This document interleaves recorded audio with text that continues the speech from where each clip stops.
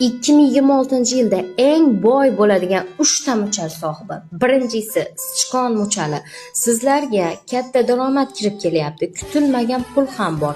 Yangi biznes ochiladi, mavqeingiz oshadi, munosabatlarda iliqlik, urushgan bo'lsangiz yarashasiz, barqarorlik bor. Yolg'izlar esa turmush quradi. Uy-joy masalalari hal bo'ladi. Ko'chishlar bor, yangi uy olishlaringiz bor. Katta yo'lga chiqishlar, safarlar, ish takliflari bor. Sizni hayotingizda katta o'zgarishlar kutmoqda. Ikkinchi muchal sohibi yo'lbars. Pul sizga kutilmagan daromad, ish joyi almashishi mumkin. Katta pul keladi. Munosabatlar siz uchun sinovli yil bo'ldi 2025-yil.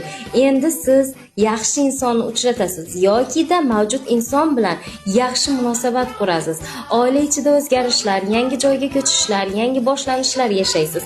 Sizga mulk kelyapti, ko'tarilishlar yiri bo'ladi. Biznesda ko'tariladi.